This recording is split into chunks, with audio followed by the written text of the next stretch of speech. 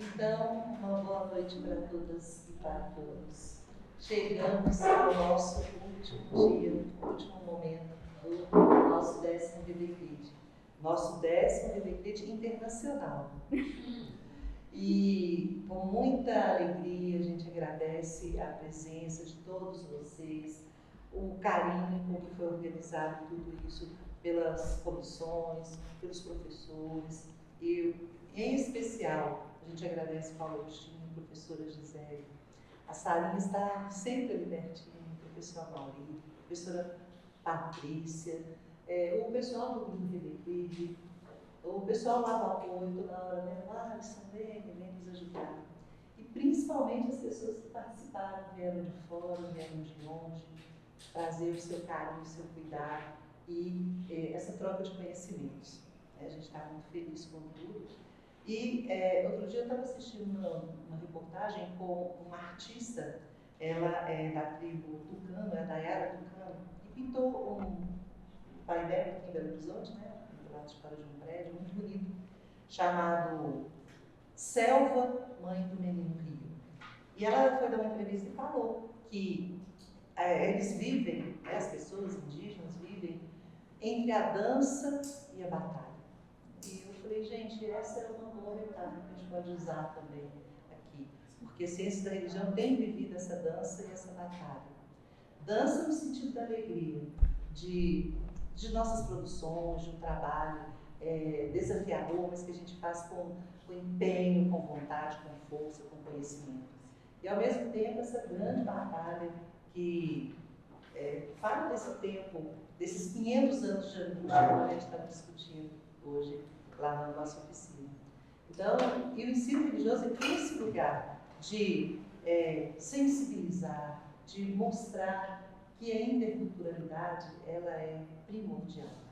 Então, tudo isso a gente aprendeu e chegamos a esse momento no qual a dança e a batalha vão fazer parte desse trabalho que a BNCC vem falando, mas às vezes vem falando de uma forma tão ampla que a gente se perde no meio disso tudo. Então, a gente precisa desses momentos de teoria, mas momento interligado a essa prática, momentos de construção, e é isso que a gente fez aqui, nesses 3 dias. Então, a gente agradece imensamente e vamos continuar essa dança, essa batalha. E para a gente fazer esse momento, essa mesa redonda, hoje, nós vamos convidar alguns professores, a Sara, e a gente, eu vou dar o tempo, e ao final a gente vai deixar um momento para perguntas. Tá bom? Então, vou dar a palavra para o professor Paulo Agostinho. Não, a Mauri. Ah, desculpa. Agora tem a Mauri, professor Mauri, desculpa. E agradecendo a sua presença aqui hoje. Obrigado. Boa noite a todos e a todas. É um prazer estar aqui. Eu quero agradecer primeiro o convite, né, que foi feito pela Gisele e também pelo Paulo, né, que é essa parceria com o Departamento de Educação com a pós-graduação em Educação, né, e da ciência da religião com a educação, né, que foi esse edital, que é o edital da Pró-Reitoria de Pesquisa. Né? Então, eu fiz algumas considerações, tendo em vista que é um processo de avaliação, né? Como é que a gente pensa esse processo e o que significa isso para a educação, né? Principalmente nessa parceria que a gente tem tentado já e agora vamos ser gente efetiva, né? Então, nessa mesa de agradecer o Brasil e o grupo que está ali permanente lá, é um prazer, né? Sempre muito atento ao que nós fizemos e também a todas as pessoas que estavam presentes, né? Então, nessa mesa de encerramento, sobre o 10º colóquio com o tema Interculturalidade, Religião e Educação, Perspectivas de Libertação e Diálogo, cujo tema agora são as considerações sobre o que aconteceu nisso, a questão relacionada aí, não só aos GTs, como também as oficinas e as 2 palestras. Então, eu vou tentar de forma breve, né, o que seria possível daqui para frente, né, tendo em vista, né, o que presenciamos aqui, né, que foi muito importante nesse encontro, e ao mesmo tempo o que a gente pode estabelecer para demarcar os dois pilares acadêmicos que são fundamentais para nós, né, que é a questão da formação e da pesquisa. Né? E isso, para tal, eu vou abrir uma fresta no passado para pensarmos perspectivas futuras, tendo em vista a importância e a necessidade desse colóquio em tempos sombrios, né, que as fronteiras da vida vão se acirrando cada vez mais. No entanto, é bom lembrar sempre, né, do Mia Couto, quando nos diz, né, que a realidade é que nosso pensamento se veste totalmente de fronteiras, né? Ou seja, a vida veste de fronteiras.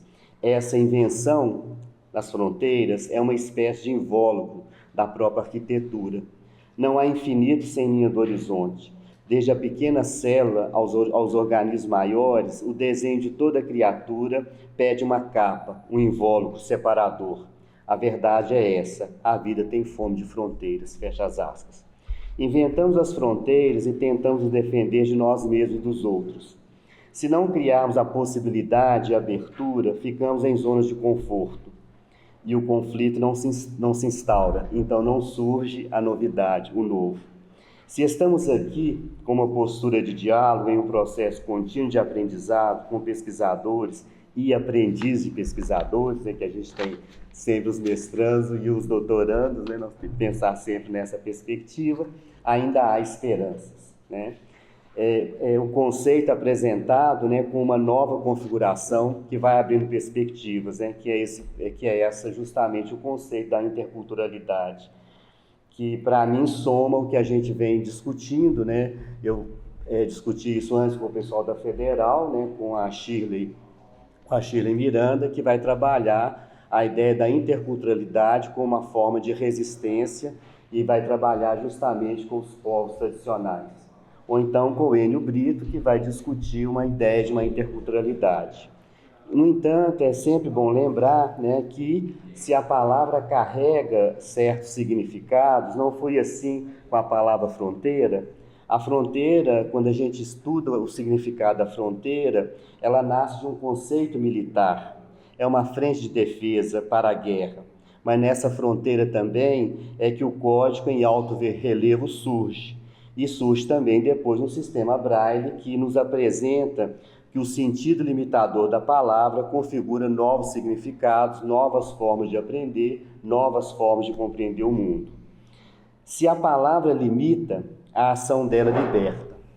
Por isso, os contextos, origem e extensão da palavra, os conceitos que derivam, nos impulsionam a saber mais. Assim, a interculturalidade nessa abordagem estabeleceu diferença em relação ao multiculturalismo, a aproximação com a decolonialidade, a problemática de gênero, a questão étnico-racial. A configuração dada à interculturalidade como categoria analítica, se transformando um para além dela mesma, né, como o professor Salas nos trouxe. Um modo de pensar e agir ético cotejam a resistência dos povos originários, que em sua resistência também insistem em existir. Se a interculturalidade reacende o método hermenêutico e fenomenológico para entender o agir na América Latina, há também uma necessidade de pensar a libertação e o diálogo em fronteiras inter, trans e multidisciplinares. Em qual abordagem ela se abre para atravessar fronteiras dessa área do saber? Nesses dias, né, nesses 2 dias aí, entrando nesse terceiro dia, que eu não pude participar, já chamo atenção para isso, nesse último, durante o dia, não foi possível, por causa da pós-graduação de lá, né, eu pensei na formação desses 2 pilares, né, que seriam esses pilares necessários, né, que são esses pilares da pesquisa, né, e justamente da formação. Já faz um bom tempo que a Mariana Chauí tem nos feito pensar na transformação da universidade. Ela nos fala da universidade operacional, que passou a vigorar a partir dos anos de 1990. É uma universidade que opera no mercado, de tal maneira que forma trabalhadores para o mercado, sem refletir, sem pensar, sem ter motivo algum, né, para viver. essa universidade, que é uma universidade considerada, né, uma universidade operacional, ela herda duas outras universidades. Uma da década de 70, onde a gente tem a passagem para a Universidade de Resultados. A outra dos anos 80, aquela que nos leva justamente a pensar, né, a universidade de serviços. Então, a gente tem uma universidade de serviço e uma universidade justamente de resultados. E isso vai chegando para nós, a partir dos anos 90, numa objetivação de uma tradição neoliberal, que não suporta pensar divisão de classes, não suporta apagar desigualdades sociais. Ela quer justamente, quando faz a divisão, não vê desigualdade. Isso nos é assustador para quem está lidando na universidade. A outra questão é que nessa universidade operacional, que ela age como se fosse empresa, esse é o modelo. Todos nós conhecemos como docentes, não é isso? Um coordenador virou gestor, um professor virou um colaborador. Não há mais professores, não há mais pesquisadores. Então, quando nós pensamos nos dois princípios, né, esses que se esgarçam, que se perdem e eles se aniquilam, né, como resultado, o que nós temos? Uma baixa formação e as pesquisas são estruturadas em curta duração. Isso por quê? O que o colóquio nos apontou? Ele nos apontou nessa pausa, nesses 3 dias que nós fizemos, que foi mais um alerta, uma retomada para o viver, uma retomada para viver as paixões, para voltar para os nossos interesses de pesquisa, de longo prazo, de longa duração, discursos e também diálogos. Na formação, uma retomada aos cursos de formação, que nós já fizemos, né? Paulo está aí, Roberley está aí também, que nós já fizemos com as turmas do ensino religioso, fizemos nos anos 90. E também com a formação contínua que nós tivemos, dando foco, né, ao ensino religioso laico. E nós trabalhamos muito aí, formando professores. Só que esses professores já estão saindo de cena. Então, nós temos que voltar com essa formação, por isso que eu falo que é importante esse colóquio, ele chamou atenção para o ensino religioso novamente, né? Que a gente tem falado, né, Paulo? Já tivemos no caso, não ficamos parados, porque antes nós tivemos a editora Vozes, né, nos anos 90, com a coleção do ensino religioso, mas nós temos agora, o Paulo Agostinho incentivou e trouxe novamente a questão da PUC, né, isso, a editora da PUC Minas, com a coleção que a gente tem que voltar a escrever, né? Saiu um livro meu sobre a questão de valores, a gente espera que tenha essa sequência, porque aí facilita para a gente formar novos professores que estão chegando, para incentivar novos pesquisadores a publicar sobre o tema, tendo em vista, né, a participação do Paulo e da Gisele sobre a questão da BNCC e a BNCC Mineira, né, chamar atenção para elas, que foi algo importante, e porque o ensino religioso, né, como modo de formação continuada, e também a ideia da perspectiva da extensão. Então, quando chama atenção para o ensino, tem que lembrar que a gente tem que estar trabalhando com a formação contínua. Esse colóquio revelou a participação dos estudantes do curso de graduação, né, e da educação, da pedagogia, ao apresentar trabalhos, né, isso, perceber também a importância de se dedicar a uma atividade interdisciplinar e transdisciplinar. Isso foi interessante, o retorno de alguns estudantes, depois que nós coordenamos aí o GT. Também estudantes de mestrado e doutorado, né, apresentando seus trabalhos, ficando curiosos em relação ao tema do colóquio. São os estudantes da pós que estavam fazendo uma semana de top e não puderam estar aqui, né? Então, isso é um problema, nós temos que pensar como é que a gente faz isso a posteriori. Então, quando eu penso na formação, esse colóquio chama atenção, né? Porque no minicurso, nas intervenções, na avaliação positiva, né, é que abre perspectivas institucionais para outros projetos, que a gente tem que começar a pensar a partir deles. Do outro lado, a pesquisa, né, a pesquisa atende aos mestrandos e doutorandos das duas áreas de saber, né, pode instaurar projetos, instituir redes de saberes. Como aconteceu na área da educação, quando em 2004, né, ficamos curiosos, né, e montamos, né, ao grupo de pesquisa Educação, Ética e Diversidade, que é o grupo que meu tem vinculado desde 2004 no CNPq. Antes eu tinha uma vinculação Educação, Ética e Religião. Quando eu saí do programa, já fui do programa de Ciência da Religião até 2013, se eu não me engano, quando eu fui para a Educação. Né? Então, esse grupo ele mudou o nome para Diversidade, porque para poder abrir mais por causa da área. Né? De lá para cá, as temáticas se ampliam, tendo em vista a Constituição de 88, quando a gente pensa na educação, com a Escola para Todos, em que o diverso indagou as nossas práticas pedagógicas, não só na educação, como também na ética. É o diverso que nos indaga, e quando o diverso nos indaga, nos obriga a pensar de um outro lugar. Com a luta permanente, a gente não pode esquecer, né, do movimento negro, que foi possível forjar e instituir, né, a 10.639, 2003, que altera a LDB, né, e junto com isso vem a educação indígena, né. Isso é uma alteração da LDB, que é algo fundamental para nós.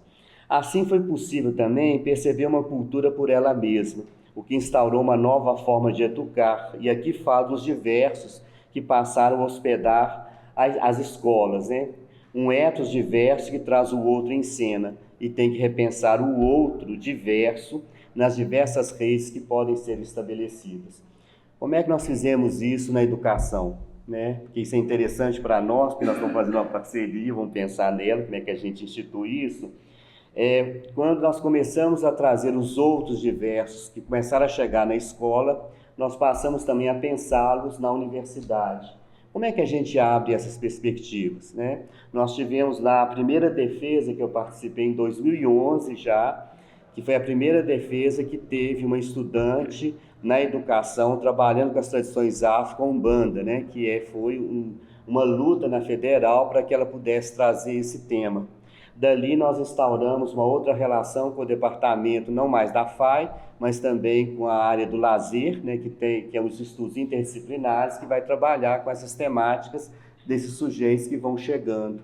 Então a gente tem que pensar na questão cultural a partir de outros sujeitos que estão lá. Aqui nós tivemos, no meu caso, antes estava na religião, depois lá no ensino e na educação, pensando nos estudantes que fossem chegando, né?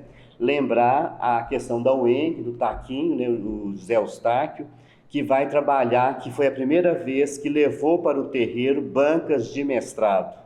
Né? Foi a primeira vez que eu saí da universidade para ir numa banca, num terreiro, de uma EQUED do terreiro, algo raro para nós na universidade. Então, que era um movimento que não acontecia na educação. Então, fazer essa rede faz com que a gente pense de um outro lugar. E aí a gente desassossega. É o que aconteceu nesse colóquio o tempo inteiro, não é isso? Quer dizer, tira da zona de conforto que eu falo e nos faz pensar de um outro lugar. Então, a pesquisa, isso implica que, e agora nós temos o edital, né, que é o edital do Notório Saber. Nós já tivemos 2 pessoas com Notório Saber, são pessoas que não cursaram o curso, mas têm um tipo de saber constituído, e nós entramos agora com o pedido do terreiro, que é o terreiro do Candomblé, o primeiro, que é tombado pelo patrimônio, para que também tenha uma formação desses outros sujeitos, a preocupação desses sujeitos em outros espaços constitutivos, para sair da rota da academia, e nós sabemos o que a academia faz. Lembra, os mestrandos e doutorandos estão aí, o que ela faz com a gente? Se não tiver jeito, adoece. Então, começar a pensar, né, que a formação da pesquisa, antes esses sujeitos eram objetos de pesquisa, agora eles são sujeitos de pesquisa e demarcam um novo olhar. Essa é a nossa preocupação. Nisso, a gente tem que retomar também um congresso que nós tivemos aqui na religião, que foi em 2010, né, foi onde eu apresentei o mapeamento das casas de santos, estabelecendo a relação com a educação, né, em Belo Horizonte, que foi justamente a relação PUC, Minas, o FMG e o FOP. Nesse momento nós tivemos uma abertura e a gente esperava, né, só eu esperava isso, né, que tivesse mais demanda para essas áreas, né, gente? Não, nós não tivemos. Eu não tive, porque nós estávamos esperando, né, para que essas pessoas pudessem se formar, porque se elas se formam, a gente tem um outro olhar e o exercício da violência não se efetiva. Por que esse mapeamento não foi possível divulgar? Isso é importante lembrar, Porque quando a pesquisa volta, né, a pesquisa qualitativa, quando ela volta para os seus sujeitos, nós fomos lá nos Pais de Santo, que nos deram as entrevistas, eles nos disseram, se abrir esse mapeamento, o exercício da violência começa a ocorrer. E nós começamos, ainda bem que nós não fizemos, em 2011 nós começamos a ter a violência nas casas de santo, Rio de Janeiro, São Paulo, Bahia, Belo Horizonte. Se isso é necessário, o que um colóquio nos faz? Ele nos faz pensar efetivando as parcerias. Então, nesse momento, né, eu queria lembrar, né, que o colóquio no qual todos nós participamos aqui, com as questões inovadoras do professor Ricardo, com a questão da Ângela, com a participação de todos nós, né, a Gisélia e o Paulo, né, que nunca esquece de mim quando vai discutir algumas coisas, que coloca, né? Tá. Mas é bom não esquecer. E a gente vai tentando fazer. Então, acho que a disposição da gente trabalhar em equipe, né? E aí eu agradeço novamente, né, as pessoas o convite. E lembrando que a parceria é sempre essa possibilidade da gente tentar trabalhar, né? Porque eu venho da formação antiga da ciência da religião, onde eu me fiz pesquisador, né? Onde a ciência da religião só tinha na PUC São Paulo, da Metodista de São Paulo, né? Eu sou dessa época ainda, né? Quando eu estou saindo do mestrado, abro Juiz de Fora. Quando eu estou saindo do doutorado, abro o doutorado em Juiz de Fora. Então, eu sou dos antigos lá, que hoje só tem o N, né, na formação de professores que estão lá presentes, né? E o Queiroz, que faleceu, que foi meu professor, faleceu esse ano, né, já não está lá mais. Então, a gente vai tentando fazer com que a ciência da religião ela tenha uma flexibilidade maior para pensar a ideia de diálogo e também da libertação. E falando em libertação, tem um livro aqui que vocês vão começar a olhar, que é o livro que saiu do Euclides Mans. Isso é livro? Que eu acho que a gente pode pensar, quem sabe, um seminário o ano que vem, né? Nós damos filosofia, a gente trabalhar um pouco sobre a história da filosofia. Você lembra da libertação? Vamos passar e vocês dar uma olhada nele, vamos passar para lá, que eu acho que é interessante a gente pensar sobre isso. E eu só tenho que agradecer, e esse edital foi bom, né? Que nós tentamos no ano passado fazer isso lá na religião, tanto a Gisele quanto o Paulo me convidaram, fui lá falar um dia, né, Paulo? Você estava também na linha e não foi possível efetivar um curso de longa duração, né, que a gente estava pensando. Quem sabe a partir de agora a gente consegue fazer, né? Agradeço a atenção de todos, é um prazer estar aqui, outras pessoas que eu conheço, meus ex-alunos e assim sucessivamente. Obrigado.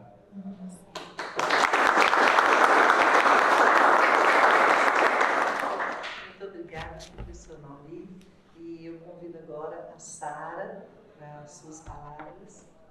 Você contar um pouquinho da experiência lá em Temuco, para o pessoal entender a Gisele me mandou uma mensagem há pouco, mandou mensagem pra gente. Porque o Ricardo Sala sugeriu que ela contasse para vocês qual foi a experiência dela lá e que depois registrasse isso e colocasse no apêndice da tese de doutorado, porque para eles é também algo inovador essa parceria de trocas. Então ele pediu que a gente desse a palavra a Sara para esse momento final, para ela contar isso para vocês. Aí eu mandei uma mensagem para ela aceitou, tá aqui. Orientador pede. Eles vão ficar com a má impressão da minha pessoa como orientadora, hein? Desse jeito, hein? Não é brincadeira, gente.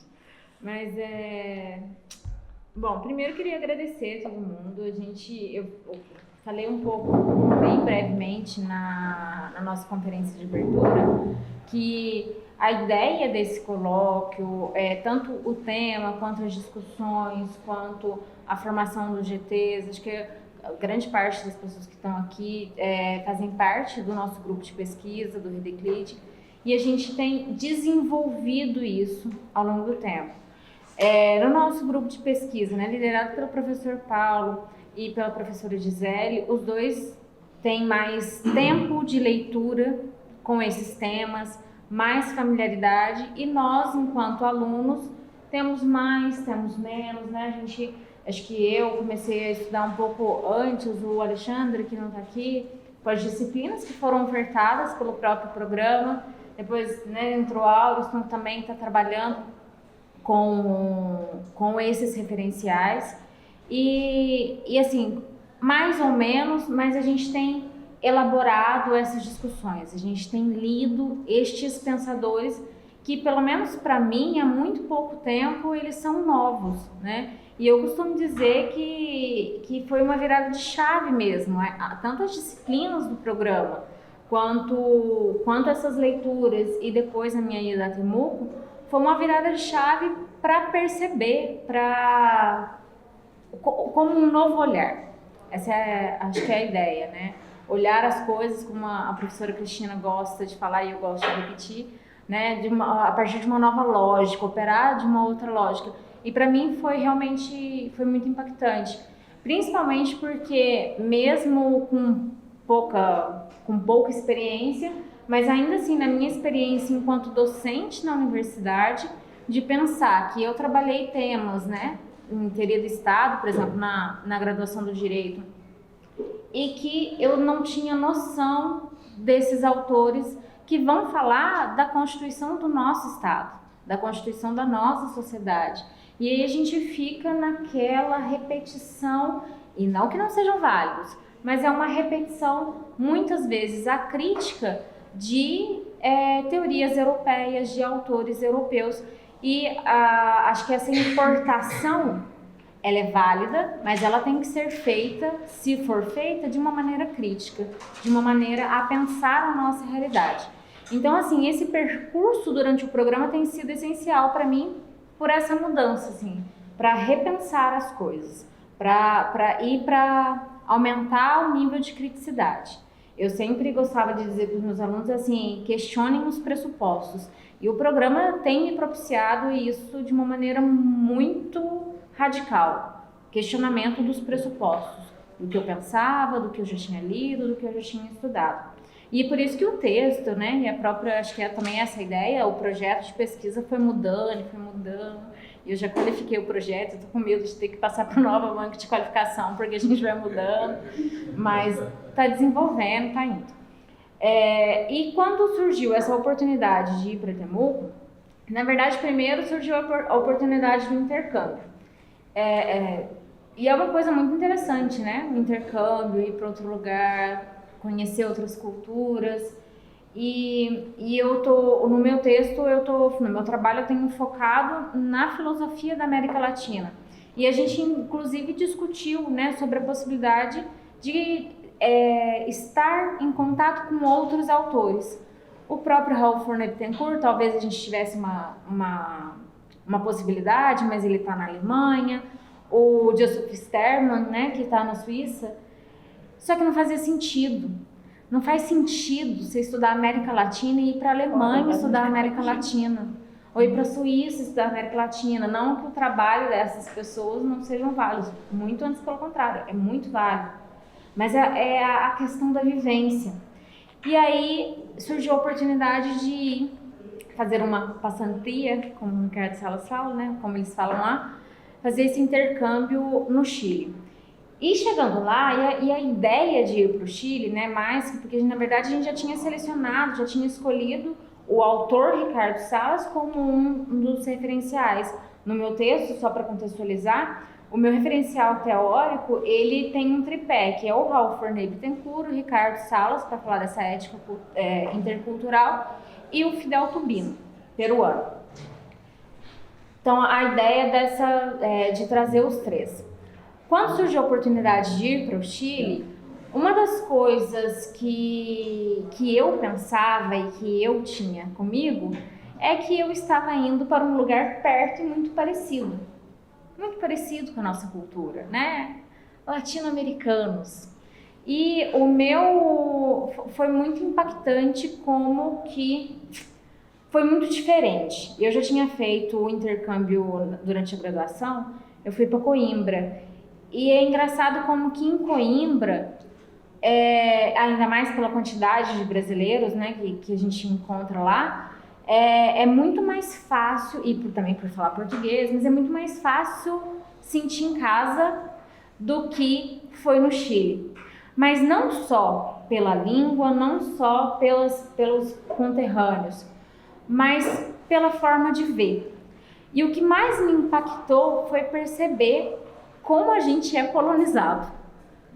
e isso me impactou, assim, porque, por exemplo, lá eu tive algumas disciplinas, né, o professor Ricardo depois para fazer todas as disciplinas que o programa oferece, e a gente foi, eu fui tendo contato, e essa era a ideia, com variados temas, variados professores para a gente discutir a questão da interculturalidade. E um exercício que ele sempre me passava, e é interessante, assim, ele falava assim, você lê esse texto, resume, e eu tenho uma dificuldade gigantesca de resumir. Uma tia minha fala que quando ela tinha que resumir na escola, ela escrevia mais do que o próprio texto. Acho que eu puxei um pouco ela. Mas ele falou assim, não, é uma página. É um artigo, você tem que escrever uma página, não mais que uma página, tá bom. E eu tinha que terminar sempre, assim, qual que é a concepção de interculturalidade que estava ali. Então eu tinha que assistir uma banca, fazer o resumo, qual que é a concepção de interculturalidade.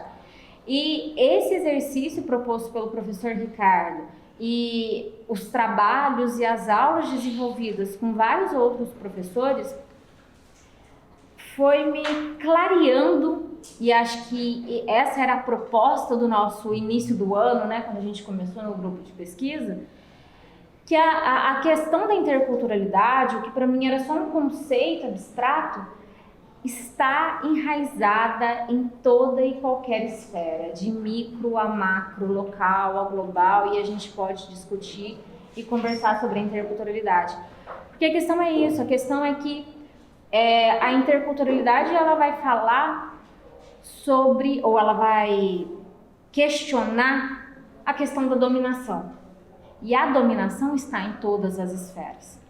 Então, o que foi ficando claro, né? E aí eu, voltando para a ideia do porquê da minha percepção de como a gente é colonizado. Lá eu tive aulas e leituras, coisas que eu nunca tinha pensado em estudar na minha vida, sobre tradução, sobre sociolinguística, né? E aí pensar a língua, a comunicação e a tradução, fiquei pensando assim, como que a própria tradução de textos não pode ser, sempre foi um mecanismo genial de dominação e de colonização. Porque quando você transporta para uma outra língua, não é exatamente o que aquele texto diz, mas é o que você quer que os outros entendam com aquele texto. E isso foi acontecendo durante a história, não só durante a história brasileira, mas durante a história latino-americana, né? Pelo que a gente, assim, a partir dos referenciais que eu fui tendo lá, que a minha professora sobre tradução, ela falava muito do México. Então, como que esses mecanismos de dominação vão acontecendo? Especificamente na questão linguística, o que me impactou muito é assim que a vida inteira, quando eu escutei sobre uma escola bilíngue, o que para vocês aqui, pessoal da educação, o que é uma escola bilíngue? Quando a gente pensa? Sim, mas aí, tá bom, vou colocar meu filho na escola bilíngue, o que vai ter? Inglês, primeira coisa. Inglês. Pra gente aqui é muito certo, inglês, italiano. A gente fica na dúvida, na verdade, se é o inglês, se é o francês, se é o espanhol. E a pedagogia a gente vai trazer a Libras, né? Português e Libras, Atualmente. Libras. Lá, as escolas bilíngues, né, são o castelhano e o mapuzungum, que é a língua mapuche. E eu nunca pensei nisso. E também, acho que assim, por conta da nossa dimensão continental, mas eu nunca pensei na diversidade linguística brasileira. Nunca pensei que isso pudesse. E aí eu fui estudar e a gente tem, quando a gente vai para o norte, quando a gente tem, né, em espaços que tem mais a presença dos povos indígenas, a gente vai ver que a gente tem centenas de línguas que são brasileiras, que a gente tem sim uma questão linguística para se tratar nas escolas. Quando a gente vai para o sul, que a gente vai falar de uma segunda época histórica, mas que os imigrantes italianos, que os imigrantes alemães, principalmente no sul, os alemães, a gente está falando de outras línguas, né? E a gente está falando, então, de outros contextos que a questão da língua se coloca. E o que para mim foi também, né, impactante é de ver que a gente tem inclusive legislação brasileira recente para falar sobre essa aplicação nas escolas, dessa abertura a essas outras possibilidades, justamente para se preservar os contextos e as culturas. E a cultura que não é estática. Então, quando a gente fala do imigrante alemão que está no sul e que mantém ali no seu círculo ainda a língua materna, a gente não está falando do dominador necessariamente. A gente está falando ali também de uma minoria, também de pessoas que muitas das vezes estão ali deslocadas do ambiente e fomentando e formando uma nova cultura. Então, assim, eu fui abrindo a minha cabeça para diversos aspectos, né? Quando a gente pensa na questão da memória, dominação, da resistência, dessas questões que se intercalam e que estão presentes tanto nos textos, quanto na linguagem, quanto nas cidades, quanto nos grafites, no espaço urbano, na arte. Então, assim, a experiência em Temuco, ela foi muito interessante para perceber como que, apesar da gente ter semelhanças, eu vejo que a gente aqui, até mesmo pela construção histórica de como foi a nossa colonização, de como que aconteceu a resistência no Chile, que do pouco que eu vi foi uma resistência maior, até mesmo porque geograficamente permitiu isso, mas assim, de perceber como que a gente ainda tem muitas diferenças, de perceber como que a questão da cultura, né, a gente pode pensar, e hoje ouvindo a professora Patrícia ainda na questão de falar da identidade brasileira, e eu me lembrei muito disso. Falei assim, nossa, como que lá eu não conseguia definir. Lá, para mim, quando esses dados vinham, e aí eram de contextos tão distantes do que eu estou acostumada, e eu ficava, me faltava proximidade, sabe? Me faltava proximidade de mesmo sendo brasileiro. Então, assim, fui com dúvidas, voltei com muitas mais, mas lá a questão da interculturalidade foi clareando a partir da experiência. Foi clareando de ver o cumprimento. Vocês lembram o cumprimento do professor Salas, quando ele começou a primeira conferência, que ele começou a cumprimentando como Marimari? É um cumprimento Mapuche. E lá todas as pessoas, mesmo no âmbito da academia, elas fazem esse cumprimento. São pequenos atos, são pequenos gestos, são pequenas coisas que vão colocando a resistência, vão fazendo a resistência presente. E é uma coisa que aqui eu não vejo, ou eu não via, ou é muito mais difícil. Por exemplo, dentro da academia, lá isso é mais presente, e aqui eu acho que a gente está começando, mas que a gente tem que reforçar mais. Então, foram diferenças que foram me clareando. Um ponto interessante, né, a título de exemplo, o professor Salas comentou hoje de uma estudante que acabou de defender o doutorado e que a tese dela vai falar dos aspectos coloniais e interferências no alcoolismo do povo Mapuche. Não sei se vocês lembram dele ter comentado isso. E ele falou que a ressonância da apresentação dela foi que muitas das vezes ela ia falar e ela usava termos em Mapuzungum, que é a língua Mapuche, e aí as pessoas acabaram não entendendo, e isso foi uma dificuldade. Mas é interessante porque a Luz Marina, ela é assistente social. Então, ela está em contato com essas pessoas que sofrem essa dependência, que isso tem um impacto direto social e que é uma dependência gerada também, a partir da perspectiva dela, é uma dos efeitos da colonialidade. E ela, enquanto resistência acadêmica, ela construiu o texto dela em castelhano e em Mapuzungun. Então ela apresentou, porque ela é falante, mas o que eu achei interessantíssimo, porque por duas questões. Primeiro é para fazer a língua presente no ambiente acadêmico. E o segundo é porque a pesquisa tem que retornar. É isso que o Libânio fala, né? E que o professor Salas falou. A pesquisa tem que retornar, porque senão ela não faz sentido. E aí ela falou assim, como que eu vou retornar a minha pesquisa se tiver na língua que eles não entendem? É um desrespeito escrever sobre eles, sendo que sequer eles vão entender. Então, assim, a experiência foi me clareando isso. Clareando que a cultura não é estática, que esse discurso monocultural é um discurso, mas a prática, se a gente for observar, a gente tem uma ramificação de diversidades, de diferenças, que a gente precisa mesmo abrir espaço. E alguns temas, né, como a professora Cristina colocou, como o professor Salas colocou, eu fui trocando figurinhas com o professor Mauri, né, enquanto o professor Salas está falando, a perspectiva hermenêutica é uma interessante perspectiva, mas também não é única, a gente tem outras possibilidades acadêmicas que também vão falar ou vão abrir para a interculturalidade. Então, é um convite. Foi muito interessante, a experiência é muito interessante. Os acadêmicos se inscrevam, acho que acabou de abrir um edital. É desafiador, né? E é isso.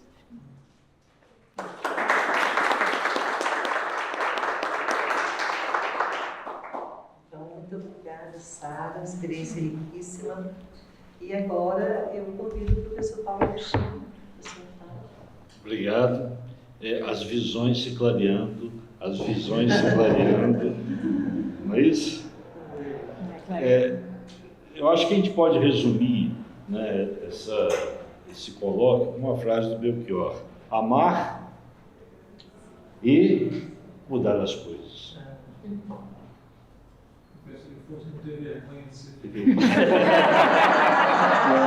Amar e mudar as coisas. A gente está aqui, né, para mudar, e não dá para ficar repetindo essa realidade.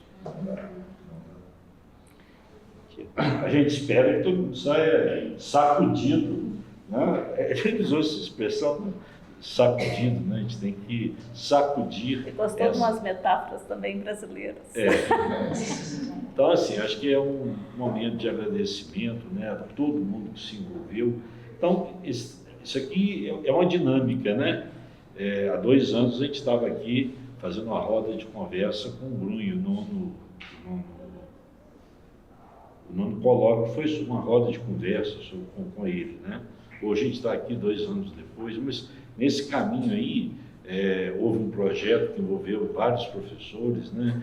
Gisele, Roberley, Fabiano, entrou também pós-doutorandos, né? O Brasil, o Zenildo, né? Entrou, né? Pessoas que foram começando a pensar uma outra perspectiva, epistemologias complexas, né? E aí a leitura também foi preparando o terreno para pensar isso, né? Mas também no grupo de pesquisa estava se discutindo interculturalidade, um projeto de se escrever um livro. Então, assim, é uma dinâmica construída para que a gente possa avançar em redes de pesquisa. Gente, foi produtivo demais o colóquio. Hoje já saiu rede, já saiu, jogou, né? Já organizamos redes, já tem pessoas, já vem professor da UFMG aqui, que estava a descobrir uma figura fantástica para isso. Então, assim, a gente está produzindo e está mudando as coisas, né? E eu acho que essas temáticas, né, elas provocam exatamente isso em todos nós, né? Não vai dar para a gente pensar a sociedade, as ciências da religião como a gente pensava, não vai dar, né? Tem até um estudante que mandou: nossa, essa disciplina, epistemologias complexas, tem que ficar todo semestre, né? Porque começa, né, a gente a repensar, mas como é que vai ser essa situação? É isso, gente, não é porque, né, nós tivemos, né, grandes figuras que deram início ao processo, o Brasil traduziu, né, essas figuras, que a gente vai ficar lá, Né? Isso não significa que eles não tenham contribuído, mas e agora? E nós? E a América Latina? E os brasileiros? Né? Então, é interessante para a Gisele, né, de madrugada, andando, né, caminhando em Aracaju, encontrou Manuel Bonfim. Era uma estátua, tirou foto de Manuel Bonfim. Eu só pensar que eu estava andando de madrugada mesmo, ó. Explica direito a história. Às 5 horas da manhã, caminhando na praia lá. Né? Então, encontrou Manuel Bonfim e está registrada a foto. Ela e Cristiano tiraram foto de Manuel Bonfim. Né? Então, assim, a gente vai redescobrindo autores, vai redescobrindo, né, essa perspectiva, né? Ou seja, como a gente acolher o diferente, né? Como respeitar e quais são os limites do respeito que a gente tem que ter, né? A gente tem um compromisso com alguns princípios, né? Hoje a gente discutiu lá a questão da vida, né? Mas qual que é o limite, né? Se um tirano, eu devo tolerar o intolerante? Não. Eu não posso tolerar o intolerante como aquele que desgovernou esse país durante 4 anos e ainda quer voltar. Né? É difícil, a gente vai ter que conviver com um louco que vai governar, desgovernar a maior nação do mundo, né?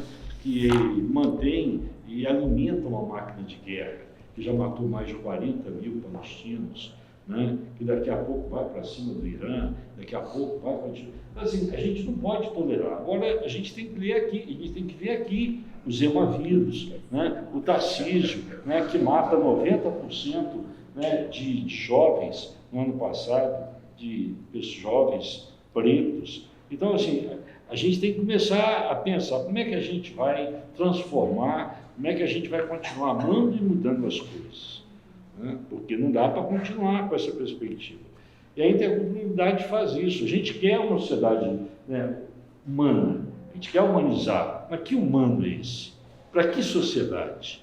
Né? Então, veja, a perspectiva da parceria da educação, que às vezes esbarra na burocracia, né? Está tudo certo, mas não pode, porque o gestor não pode assinar, não pode ser assim, o burocrata.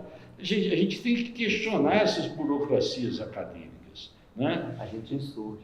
Então a gente tem que fazer essa insurgência, essa resistência. Né? E no nosso caso da ciência da religião, a gente tem que, né, como a Cristina disse ontem, a gente tem que descolonizar a ciência da religião.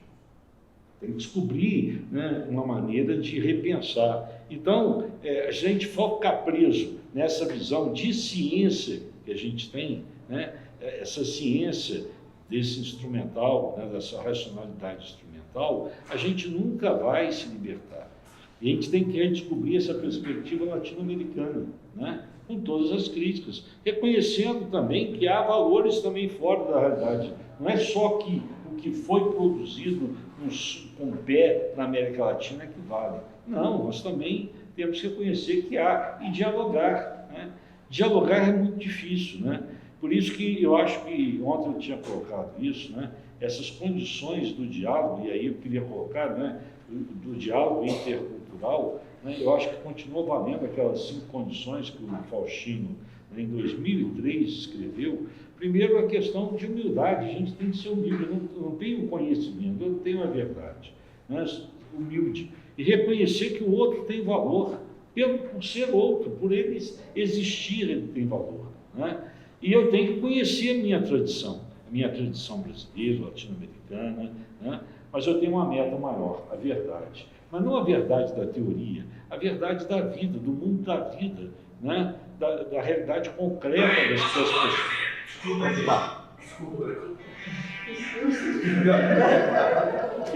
Que as pessoas vivem, né? A verdade que as pessoas vivem. E a gente não adianta nada a gente querer buscar a verdade, discutir academicamente isso, se a gente não é capaz de ser compassivo, da gente, né, olhar o outro, né, ainda mais numa sociedade dessa, ver o outro sofrendo, né, vendo a perspectiva de sonho, de vida não acontecendo. E nós estamos na educação. A gente acredita que a educação ela é transformadora. Senão a gente não estaria aqui, a gente ia fazer outra coisa na vida. E o ensino religioso tem um papel, joga um papel fundamental, porque, diferentemente das ciências da religião, o nosso objeto não é o fenômeno religioso. Isso é objeto da ciência da religião. A gente quer mais. A gente quer construir ali uma perspectiva da pessoa ter um projeto de vida transformador, libertador, né? Então, a gente vai ter que discutir os sentidos, promover, né, que haja um desenvolvimento de uma atitude dialogal, né? Eu acho que é isso que é a interculturalidade.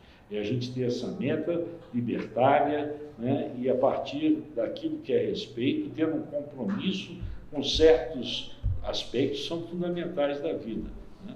Então, eu acho que cabe aqui dizer né, eu falei com o Ricardo Salas, né, que a gente ia fazer, né, a mesa, e ele estava bem cansado, por isso que depois daqueles 4 horas nós tínhamos 2 reuniões com ele, né? Então a gente estava bem descansado e falei, o que vai ter? Não, já é meio de encerramento não, é de abertura. Então acho que é isso, essa mesa não é de encerrar, é mesa para abrir, e aqui vai ter muito desenvolvimento, não vai parar aqui, né? Porque Gisele tem um caderninho que ela vai anotando. Então, só da hora que eu fui levar o Ricardo Salas no hotel para cá, foram 11 pontos de pauta. Eu fui registrando o carro aqui. 11 pontos de pauta. Então, isso aqui não é mesa de encerramento, é mesa para abrir, né?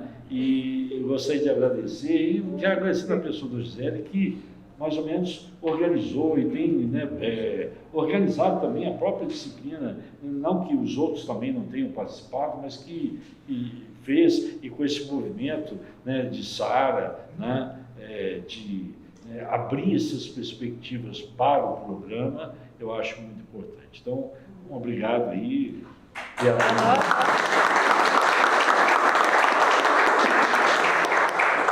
Muito obrigada, professora. Eu passo a palavra para a professora Gisele. Gente, esse momento é um momento de alegria, né? E ao mesmo tempo de pensar no que vamos fazer, além dos 11 pontos que eu já disse. Essa história do caderninho está virando problemática. Eu estou traumatizada com essa palavra. Porque ela ganhou um. Ela ganhou um caderninho. Viu que daqui a 2 anos vai, tá vendo? Você falou isso. Não, mas está aqui registrado. Alguém viu o caderninho que ela ganhou? Não? É uma Bíblia. Dessa uma Bíblia. É semelhante a isso mesmo. O Rodrigo, o coordenador, deu um caderninho.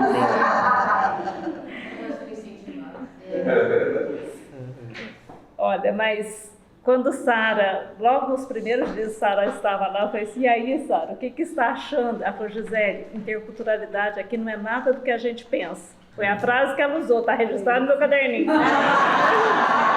Interculturalidade é atitude, foi o que ela me falou. Isso me impactou profundamente. Para mim, esse momento é um desdobramento de movimentos. Então, para mim, particularmente, interculturalidade, para nós é movimento. Um movimento que tem 2 interfaces, e a meu ver, muito claras. Um movimento do programa e um movimento do nosso grupo de pesquisa. Então, são 2 coisas distintas, né? O programa, com todos os seus aspectos burocráticos, ele formaliza um movimento em busca de uma perspectiva intercultural. E o grupo de pesquisa, ele se movimenta em entender essa prática intercultural, não só como atitude, mas como nós podemos dimensionar isso a partir da teoria para traduzir isso para o nosso cotidiano em muitos de nós professores. Então eu percebo como coisas bem distintas. Só que elas transitam também em comunicações por nós, que estamos envolvidos nesses 2 processos, e com outros que possam colaborar, e nessa parceria já agradeço ao Mauri, porque quando eu liguei para ele, falei, Mauri, você pode ser nosso parceiro? Posso. Ele nem me perguntou o tema, só falou, posso. E não sabia encrenca que ele... Pronto. Ele falou, depois você me manda? Eu falei, mando. E pronto, assim estabeleceu o primeiro movimento de parceria que também, né, estabelece diálogos. Não é uma parceria de agora, são parcerias que se constituíram no movimento em prol do ensino religioso, desde que, né, envolvidos nessa questão e na formação estivemos aí dos anos 90 para cá efetivamente. Então, são movimentos, né? Então, aqui se consolida em mais uma etapa desse movimento. Em relação à perspectiva do programa, o movimento se dá inicialmente com a presença da Ângela Cristina como colaboradora. E ao ofertar inicialmente uma disciplina de tradições religiosas de matriz, né, afro-brasileira, né, nessa perspectiva do programa, que precisava de alguém do programa para acompanhar, sistematizar isso, e eu fui a parceira nesse momento. Mas esse diálogo, esse movimento não aconteceu com isso. Aconteceu do movimento, dela estar no programa e começar, né, uma parceria de diálogo com a Unimontes para estender o doutorado para lá como Dinter. E com isso ela convidou vários professores aqui do programa para estar lá e apresentar essas perspectivas, né, numa forma de discussão. E foi aí que surge, então, né, essa mediação, né, e a vinda dela como colaboradora, e nesse caso, a Unimontes liberando horas dela de trabalho para pesquisa e consolidando aqui nas produções científicas, em aulas e assim por diante. Naquele momento, muitos se interessaram pela disciplina que tratava especificamente. Só que como eu estava nessa abordagem com ela, não daria para fazer isso sem uma questão educativa. Então, colocamos na disciplina o viés da discussão das legislações brasileiras que amparam no ambiente escolar, efetivamente, né, a obrigatoriedade dos temas, né? Vamos chamar de temas por enquanto, né, e não da inserção ainda, porque no Brasil nós estamos distante dessa inserção, que é o que muitos críticos fazem em relação à legislação, mas de tratar as questões étnico-raciais, né, como temas dentro, né, do ambiente escolar. Então foi uma disciplina muito rica e essa disciplina teve vários desdobramentos e 2 deles que considero importantes para a produção científica. Um dossiê da revista Poieses, que é da própria Unimontes, e nesse dossiê que organizamos, nós começamos o diálogo com os latino-americanos, por outros contatos que já se estabeleciam, mas com essa presença da escrita da Lorena e do José Stern nesse dossiê. E outros nós, inclusive de nossos alunos que fizeram a disciplina, que transformaram o trabalho final num artigo e que também saiu publicado nesse dossiê da Poieses. Então foi um momento muito importante de produção científica, constituída já numa produção discente, nessa relação com esses pensadores latino-americanos ou que pensam, né, a América Latina. O outro movimento foi criar efetivamente um FT dentro da SOTER para que os nossos, né, discentes aqui do programa e de outros programas pudessem apresentar comunicações. E sistematicamente, nesses últimos 4 anos, nós temos tido aí, em média de 13 a 15 comunicações. E aí dialogando com várias universidades que também estão tratando esse tema, ou de pessoas que estão tratando esse tema nas universidades, mas não encontram muito espaço de ressonância e de diálogo. Então nós já temos, né, a Aldson que está aqui já apresentou nesse FT, né, bom, dos que estão aqui hoje, né, apresentaram, calma, vou chegar em você, Sara. O Aldson apresentou nesse FT, né? Estou vendo se tem mais algum aqui. A Sara também apresentou nesse FT. E interessante que esse FT, ao tratar dessas discussões, tem outros aqui, ao tratar dessas discussões, ele está nos possibilitando ampliar também uma visão em relação a isso. Mas havia um incômodo muito grande, que foi o Amauri que nos colocou quando nos convidou para escrever um capítulo no Bendito do livro. Bendito mesmo, literalmente. Porque eu queria buscar algo novo para tratar na relação com a questão da ética no BNCC, que era a proposta. Mas o que mais me incomodava, efetivamente naquele momento, é perceber que no texto da BNCC, do componente curricular do ensino religioso, no meio de uma frase, dizia que os fundamentos do ensino religioso devem se pautar na interculturalidade e na ética da alteridade. No meio da frase, entre vírgulas. Só que não há nenhuma outra fundamentação que nos pudesse trazer isso. nem nas habilidades, nem nas competências, nenhuma referência. Estou falando mentira, Sara? Porque a Sara traduz aquele texto da BNCC várias vezes já na perspectiva investigativa. Então, aquilo de fato me incomodava, né? Então, até demorei um pouco mais o prazo, Maurício sabe disso porque ele me cobrou o texto, mas eu queria discorrer sobre isso, né? E essa foi a primeira escrita que eu particularmente sistematizei essa minha angústia. Então, sobre quais pilares? E nesse momento, Sara está fazendo o projeto mudando, né, Sara? E nós confessamos que eu tenho parte de responsabilidade nessa mudança, porque as minhas inquietações viraram inquietações dela, de tanto que eu falei na cabeça dela, naquele momento, literalmente como troca.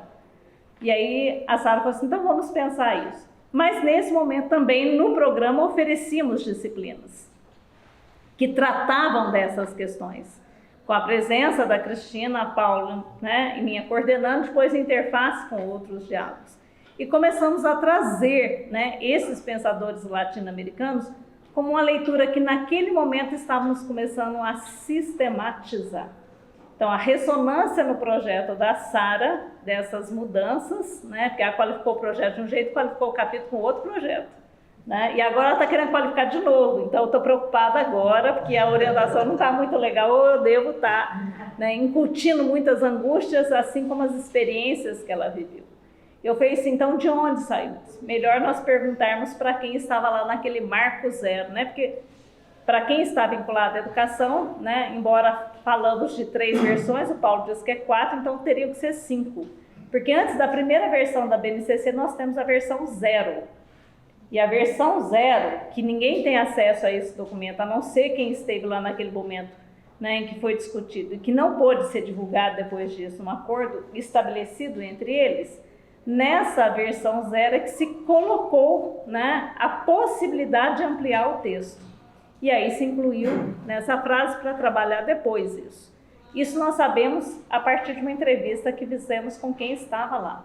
E nesse momento, então, o Elcio, que estava à frente do Fonaper, junto com a Simone, que também estava na Reler, que participaram dessa discussão e trouxeram, né, essa inclusão mediante um movimento que já acontecia no sul do país, principalmente em função do Antônio Sidecum, que foi lembrado aqui pelo Ricardo Salas, que começou a traduzir essas obras, né, e publicar na editora que ele mesmo criou para ter espaço de publicação no Brasil, chamado Nova Harmonia. E começa no sul do país o movimento dessas discussões e trazendo efetivamente essas pessoas para o diálogo, né? Então, isso também perpassa ali no sul do país discussões que influenciaram isso. E aí, quando numa conversa, até gravada com permissão do Elcio, fizemos isso para a questão, foi, Elcio, mas quais seriam os pilares desse fundamento? Ele falou assim, olha, para pensar a ponte entre interculturalidade e ética da alteridade, ninguém melhor do que Ricardo Salas. Foi Ricardo Salas. Sara, guarda esse nome, não foi? Ainda está gravado, Sara, guarda esse nome, né? Ricardo Salas. Foi assim que começamos a pensar, ler quem era Ricardo Salas antes de fazer o contato com ele efetivamente.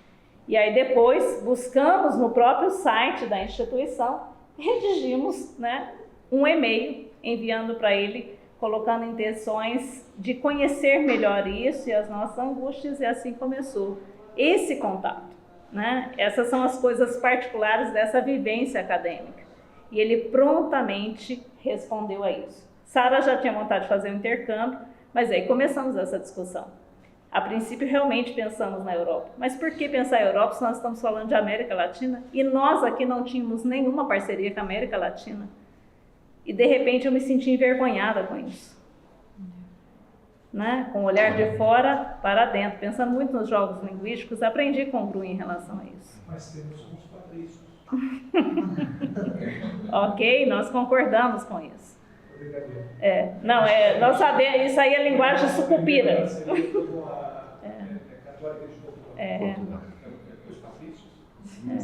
Mas me senti particularmente envergonhado com isso e falo isso publicamente porque já falei isso em outros momentos. É preciso estabelecer parcerias. E assim começamos. Saiu o edital, escrevemos a proposta, dialogamos com ele a proposta, nos corrigiu em muitos aspectos, Ricardo Salas. Ele estava num ano sabático, mas mandava prontamente as respostas, não sabe.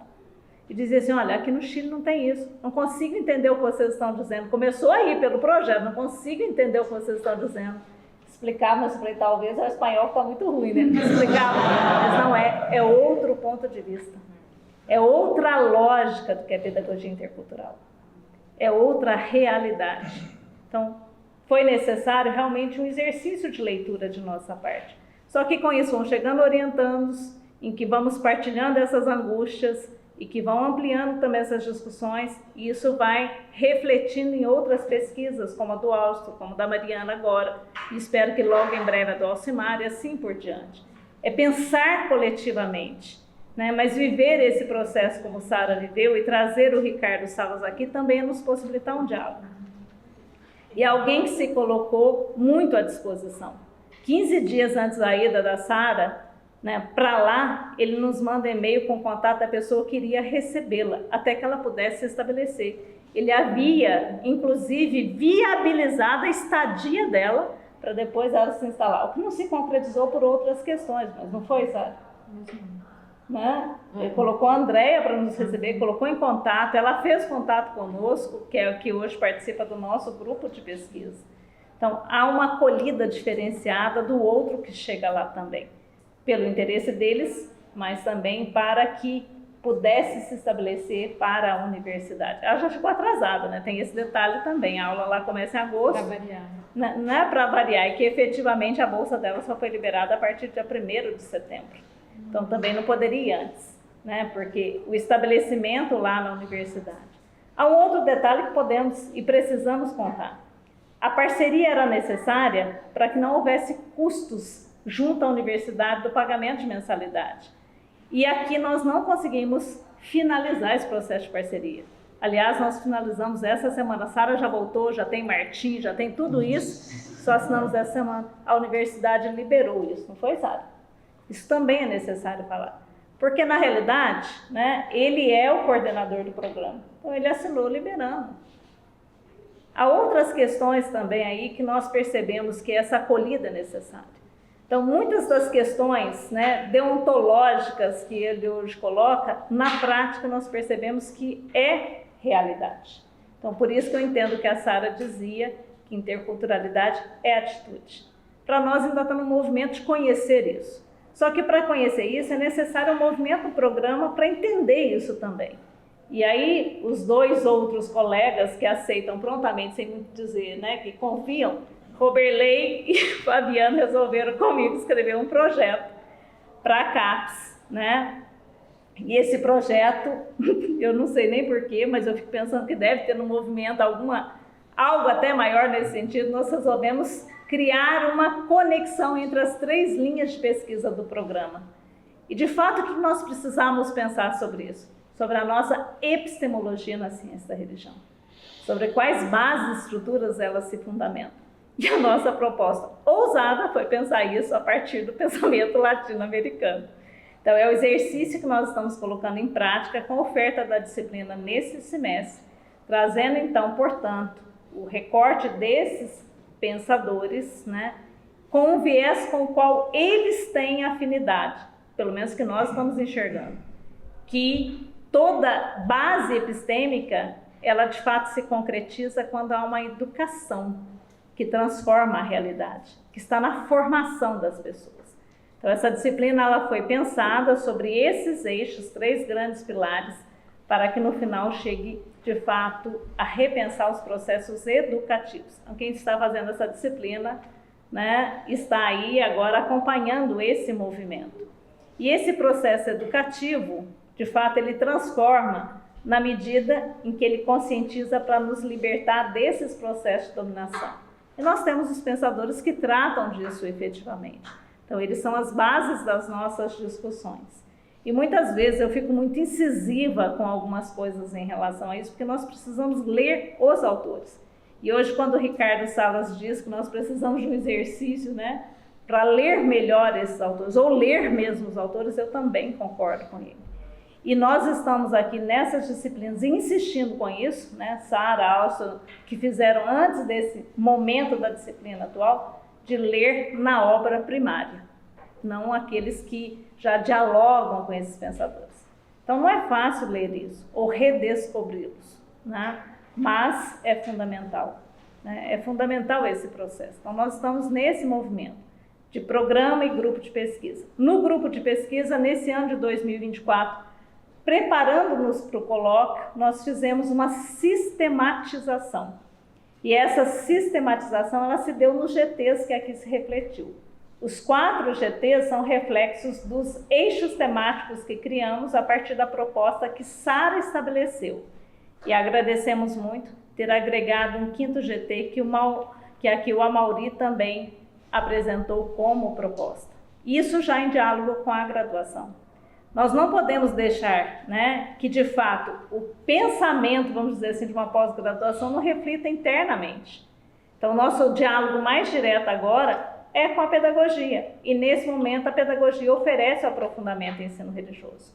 Então, é com esse grupo, né, a partir de uma proposta interdisciplinar de leitura da BNCC, a partir do currículo de referência de Minas, a estrutura de uma proposta pedagógica que realmente seja condizente com aquilo também que está dentro, né, que é exigido aí pela Secretaria Estadual de Educação. Então, 6 grupos, e a Cláudia, que participou disso no outro semestre, num outro movimento, apresentaram aqui.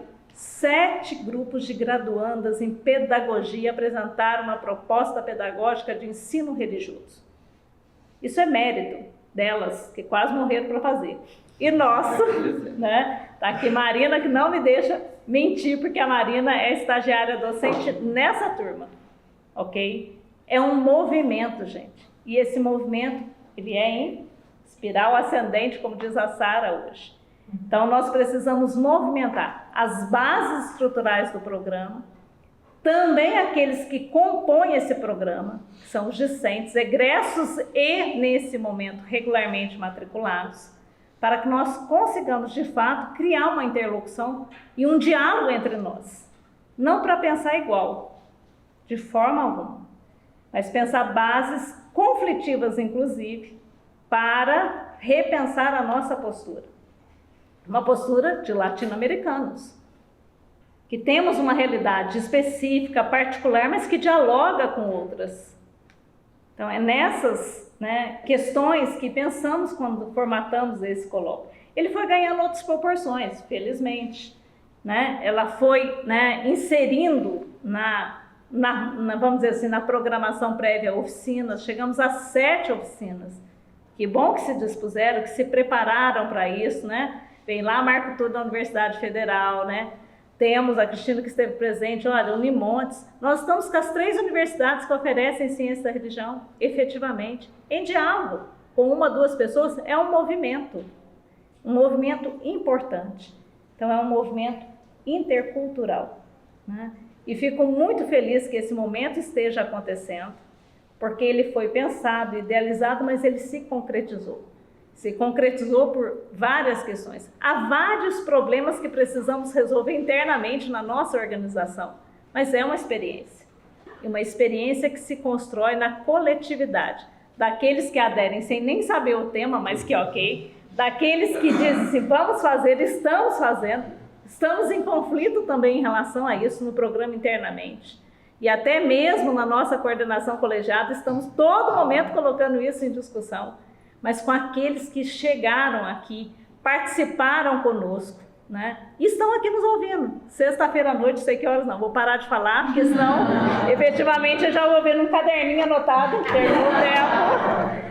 Mas olha, gente, muito obrigada. Mas que esse seja o primeiro de muitos outros momentos. Nós já estamos pensando no segundo e no terceiro, estamos pensando numa tríade, né, de, vamos dizer assim, colóquios que reflitam sobre isso. Mas mais do que isso, viu, gente? Não, já está aqui, já está até com data para vocês terem ideia, né? Nós estamos viabilizando aí, né, quem virá e queremos trazer outras pessoas que contribuíram nesse processo e nesse movimento na América Latina. Esperamos que dê certo, né? Porque dependemos também de outras coisas, principalmente de financiamentos e tantas as questões. Mas olha, gente, principalmente que esse, né, nosso movimento de discussão, ele possa refletir socialmente em ações, que possa contribuir para os princípios universais, é diferente de valores universais, para os princípios fundamentais, vamos dizer assim, da vida humana, né? Principalmente daqueles que chamamos de equidade e de justiça social. Então, que ele possa ser um reflexo nas nossas ações cotidianas, né? E nessa disposição para com o outro. Então, eu fico muito feliz de estarmos finalizando, né, um primeiro movimento da espiral que vai realmente refletir aí futuramente. E que possamos lembrar desse dia como um marco histórico, né, de uma mudança que não terá mais volta. Porque não seremos o mesmo, né, os mesmos depois desse colóquio. Gente, muito obrigada mesmo a cada um e a todos, né, por estarmos juntos nesse ideal, né, porque ainda é um ideal, mas nesse horizonte de expectativas por um mundo melhor. Obrigada mesmo.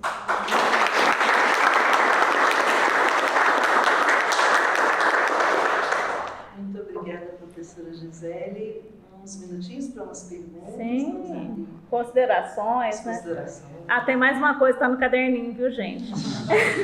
Não, é de fato. Nós vamos fazer a avaliação desse colóquio e precisamos dessa avaliação para constituir o relatório, principalmente para as agências financiadoras, né, ou financiaram esse momento aqui a partir dos projetos submetidos de uma avaliação. Então, nós vamos fazer um formulário, vai para o e-mail de vocês o link e, por gentileza, seria muito importante que vocês retornassem, né, a avaliação de vocês. Isso será encaminhado no início da semana que vem. Tá?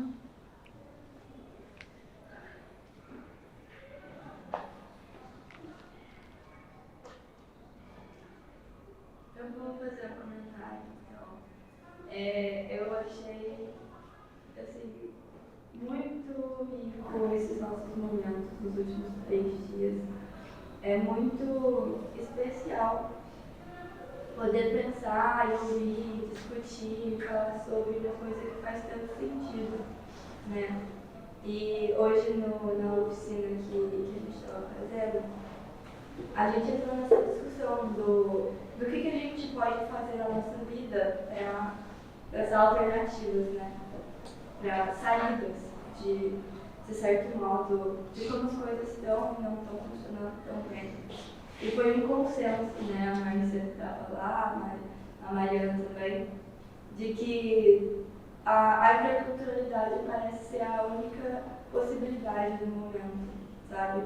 Então, talvez não seja a única, mas é a que a gente está vendo agora, e que faz muito sentido, e a gente não pode se contentar com as coisas como elas são, e enfim, deixar que uma certa ansiedade, ou uma confusão, ou algum conflito pare a gente, né? Então foi realmente, assim, eu vi que faz sentido e conversou muito com as coisas que eu acredito e foi muito bom. Queria também agradecer a todo mundo pelos momentos, foi muito gostoso. Eu quero falar, apesar de ter participado só na quarta-feira, né, palestra no sábado, por alguma incompatibilidade de horários, mas o que me deixou muito feliz foi essa invocação aí, né, desses movimentos de filosofia da libertação. Até eu estou pensando em estudar mais o teatro do oprimido, que é a minha arte, e uma na palestra do Salas, o que me chamou também, que me marcou muito, foi essa questão se nós, como tem um ditado que fala que se nós não fizermos, as pedras cantarão, né, na música do Dominguinho, as pedras vão rolar, de certa forma, também como Jesus também, né, sendo um pouco bíblico também, né? Se nós não fizermos, a direita está aí fazendo. E uma coisa da direita, extrema-direita, né, não vou pegar aqui partidos políticos, mas da visão que eles ressignificam o modo deles. Então, a interculturalidade, como a gente está pesquisando aquilo ali, de certa forma, da voz do outro, eles também pegam isso e tentam bagunçar. Eu comecei a notar isso, me incomoda, esse movimento é forte. E tentar abafar isso para poder usar essas mesmas palavras, igual o Salas falou, da interculturalidade, que é bem utilizada também, mas não é aquilo que está na prática, né, na praxis. Então, isso me chamou a atenção. Agradeço imensamente mais uma vez por estar aqui onde eu jamais imaginava de estar. Muito feliz, obrigado mesmo de coração. Viu? E contem comigo para essa luta aí, porque eu quero ser um soldado nessa batalha aqui. Não é? Também dá os parabéns. É interessante, né, que a gente tem um outro grupo, né, que não tem nome de remédio. Começou essa história. Replute. Religião, pluralismo e diálogo. Então a gente tem, né, fizemos aí uma passagem. Não, um estudo sobre O Robelê Repude, que chama? Replute. É nome de doença. Nós somos Ah, mas isso é parceria. Lavou a minha alma. Tá gravado. Vou anotar no caderninho. Não se perde o humor jamais. Né?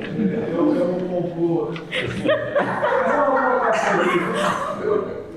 A gente fez então uma discussão sobre decolonialidade ao longo do ano passado. Ao longo do ano passado, e não tivemos, né, essa introdução, essa discussão com os autores latino-americanos. Temos com algumas mais mulheres, né, estudando feminismo no Brasil. E a questão da decolonialidade. Mas mais pelo ângulo da questão da mulher, da libertação da mulher. E não tínhamos percebido, né, não tínhamos entrado nessa discussão. Aí quando a Gisele trouxe, né, essa discussão para o grupo, né, fazemos o projeto interdisciplinar e tal, foi muito interessante.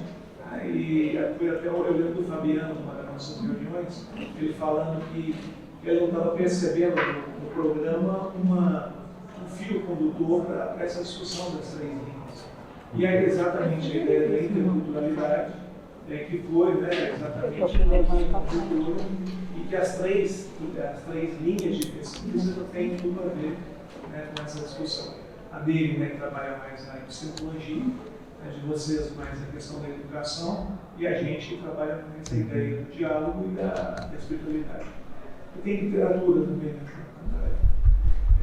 Então acho que foi uma discussão muito boa. Eu acho que vai ser também, né, tem sido já, né, no programa um horizonte interessante de articulação. Então parabéns aí para a Sara e para a Gisele, que começaram, né, esse processo. Acho que foi bastante interessante e vai ser muito fecundo, acho que não só para vocês, mas acho que o programa como um todo, e até para a universidade, eu diria. Porque acho que a gente vai ampliar, né, uma origem da pedagogia, né, ampliando o leque, cheio está na abertura, né. Acho que a gente vai, o Paulo Agostinho entrando na discussão aí com o ensino religioso, aí o Paulo é um forte guerreiro, né, da associação do ensino guerreiro do ensino religioso. Acho que isso aí vai contribuir, né, em grande parte para que essa esperança que a gente tem que construir entre a gente, que você está falando, você está falando aí da falta de esperança que a gente tem mundialmente, quando a gente vê movimentos diferentes do que a gente pensa, né? E a gente, pelo menos, tem que ter um lugar de alimentar aí a força e uma cacete. Né? Então, parabéns aí à iniciativa do Reverend e parabéns aí pela iniciativa que vocês fizeram. Parabéns, está aqui. Parabéns, né?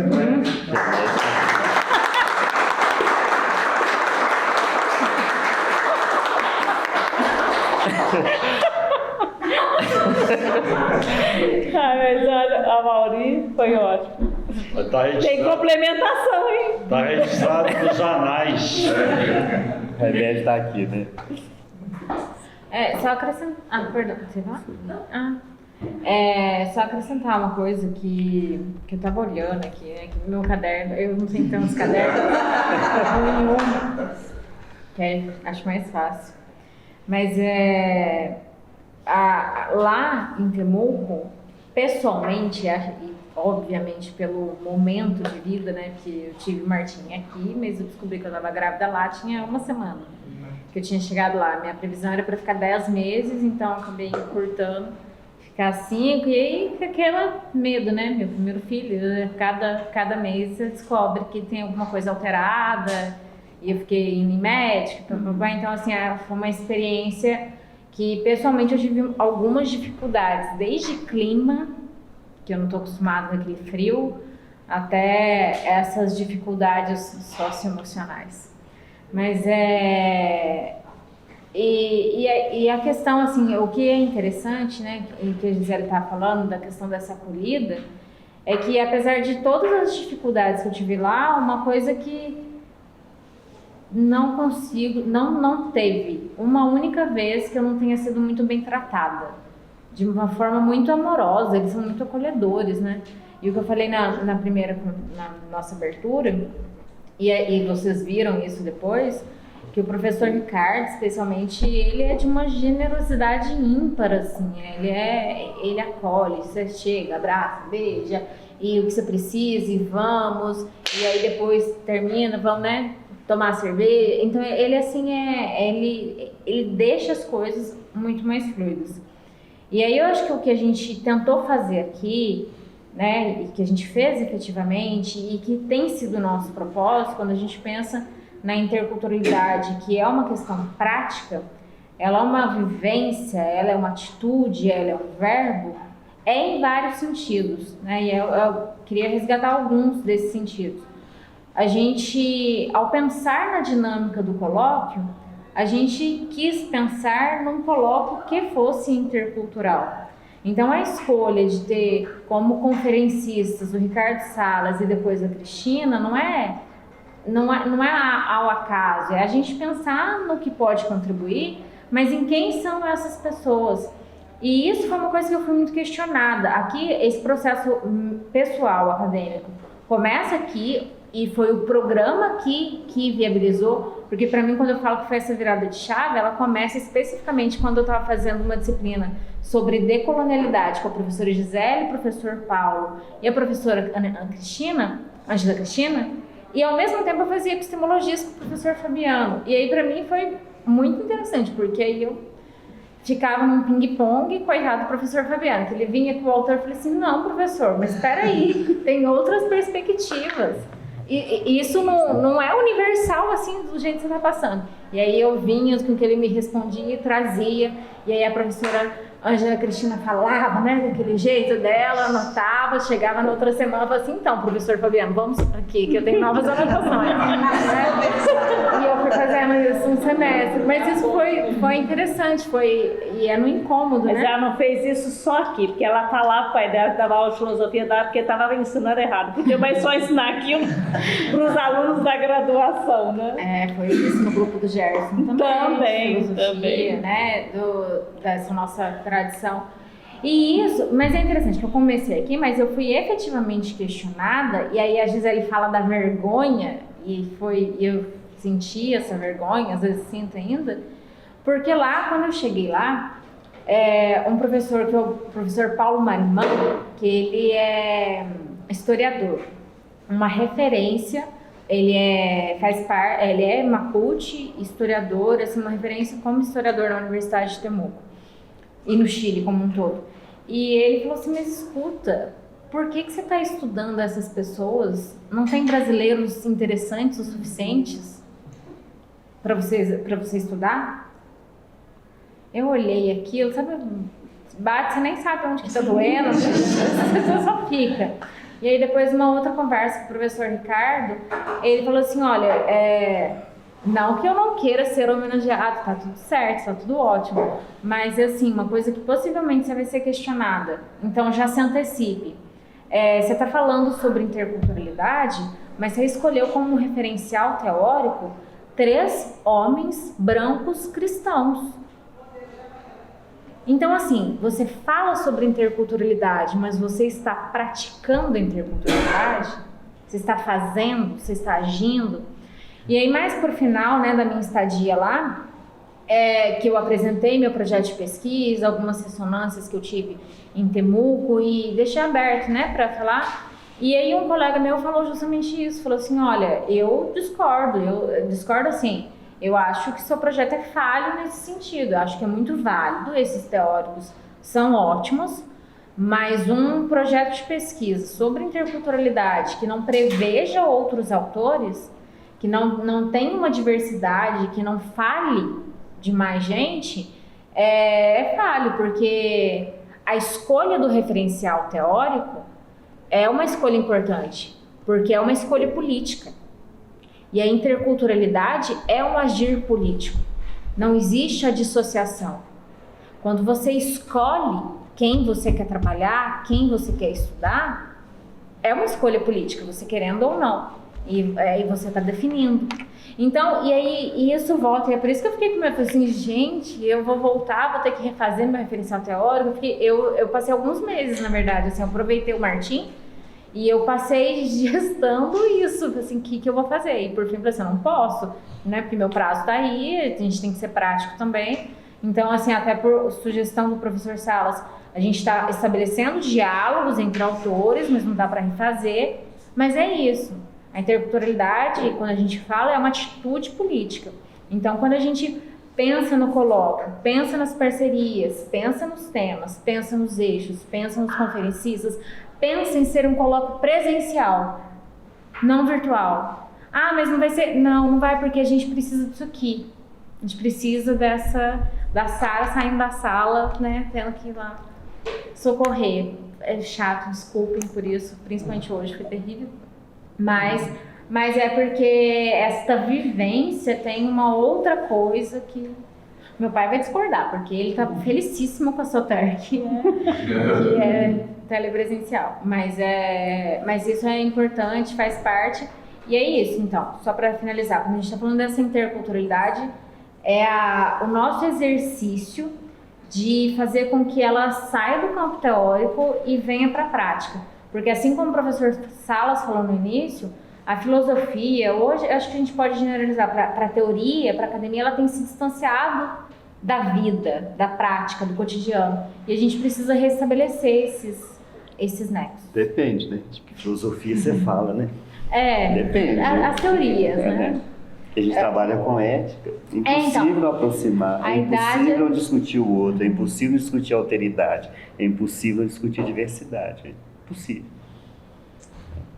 Lembra disso. Se seu pai trabalha com filosofia, ele vai lembrar. Há dois eixos na configuração filosófica que a ciência da religião também trabalha. Um eixo epistêmico e um outro eixo. Né? Na filosofia a gente tem dois eixos. Um deles é o eixo da filosofia ética e política, onde se desdobra nas relações com o outro. Senão a gente jamais indagaria, né? Traria para a discussão a diversidade, jamais. Então, e que é uma discussão que a gente faz com etos diversos. Repensa isso. E é a mesma discussão que você vai discutir interculturalidade, que você discute epistemologias do Sul. Que tem que lembrar, né? Não dá para esquecer. Não dá. Tem que falar, porque é da minha área. Eu queria fazer um comentário no sentido de que, para mim, esse 10º colóquio, não só o 10º colóquio, mas participar do pós-doutorado, né, de entrar no processo, etc. E tal, mas eu daria um segundo nome, que é quebra de paradigma. Porque eu tenho sido, desde que eu comecei com esse processo, com um grupo de pesquisa e tudo que eu tenho lido, tudo que eu tenho pensado e começado a escrever, inclusive, de uma forma até diferente, tem revolucionado o meu modo de pensar. Né? A sensação que eu tenho, eu estava falando com a minha parceira, a Patrícia, eu tinha, assim, depois de um doutorado, eu tinha ciência da religião num lugar, acho que eu comentei com você hoje, eu tinha ciência da religião num lugar, e essa ciência da religião, ela dobrou de tamanho, triplicou, não sei, né? E a angústia também, de fato, de tipo assim, eu não sei nada, né? Porque a gente fica orgulhoso, né? Não, eu terminei meu doutorado, agora estou fazendo pós-doutorado, não, eu sou o cara agora, né? Aí de repente você descobre assim, fala assim, cara, eu não sei nada, né? E aí eu lembro que o Ricardo Salles falou sobre essa humildade, né, acadêmica que a gente tem que ter, de conseguir enxergar, porque se eu sei aonde que eu estou, mas eu não sei para onde que eu vou, eu fico no mesmo lugar. Mas quando aparecem essas possibilidades, essas perspectivas, me apontando para onde que eu posso ir, né, isso mexe com a gente. E realmente tem sido angustiante, né, mas extremamente revelador essas oportunidades de conhecer esses novos autores, essas novas perspectivas, essas novas visões, que até então eu sequer suspeitava que existiam, né? Então eu acho que realmente é um caminho, como foi dito, sem volta. Então, nosso grupo se reúne a cada sexta-feira, a cada 15 dias, né? Às sextas-feiras, de 15h30 às 17 horas. Então, venham ler nossas pesquisas, participar, partilhar com a gente conhecimentos, dúvidas, questionamentos, né? Estamos aqui na Campinas com muito carinho para receber vocês. E damos então por encerrado o aberto.